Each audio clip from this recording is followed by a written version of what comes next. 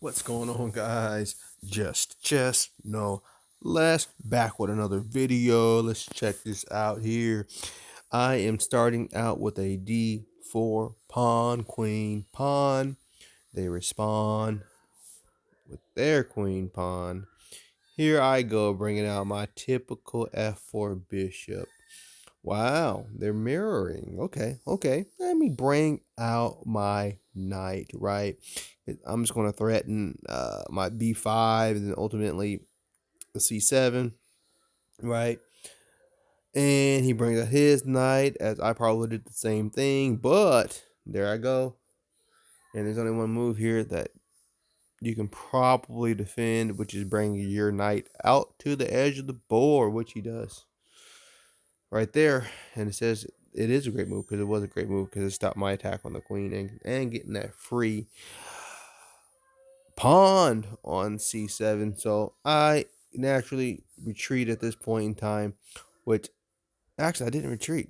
I didn't retreat yet. I actually brought out the pawn because I was getting ready to bring the knight out next. And then I got to thinking, okay, after he kicks my knight, I got to retreat and shoot. He can bring his a6 knight to b4. I'm like, oh, and threatened me the exact same way, and I can't even defend it. But luckily, he didn't see it, so that was a mistake on my part. And he brings out his z7 pawn, and I'm once I see that, I always bring out my pawn because I don't like to get my knight pinned to the queen, the king actually. Whenever this happens here, this happens a lot. I don't do the exchange right away. I like to pin the knight. I always do that just because I don't like to do the things that they expect me to do. This is how you win games. You do things different. Try to think outside the box. You'll likely win more games this way.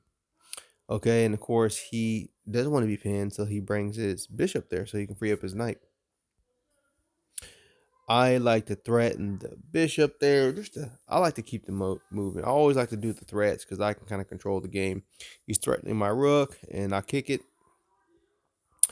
And this is very interesting here because he thought that I was going to take the knight, the supposed free knight, and then lose my bishop, right? But I said, you know what? Let me take his bishop, threaten his queen, and then I'll take the knight. So I did, I was like, oh man, like I'm glad I did because it's like, okay, he has to move the queen. He's not gonna lose his queen, right? And if he's gonna move the queen, he might as well take a piece while he's at it. And then I can come back and get that knight. And that's what I did. I took the knight and I didn't want to take the bishop because man, I feel like knight's a little bit more dangerous because they jump around, they're tough to pin down. Bishops, you can at least get off that color and you're good. That's what I feel like. Bishops for me are less of a threat. Now, if you got two bishops, that's dangerous, but one bishop is less dangerous to me personally than one knight. Just kind of depends on where it's positioned. And then what I do is bring out room for my bishop to come out. He castles, but okay, great. He castles. I'm going to attack that side now. So I offer the swap, and I didn't notice this at first, but he after the swap, I'm like, oh shoot, now I can checkmate him. I was like, oh, I hope he doesn't see it, and bring out his pawn, and he didn't see it. He moves his knight to a more centralized location.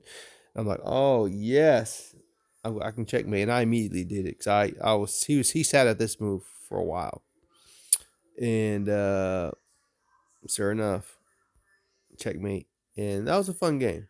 16 moves apiece, fun game, and that's checkmate, folks.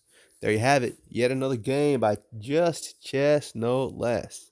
Justin out. Peace.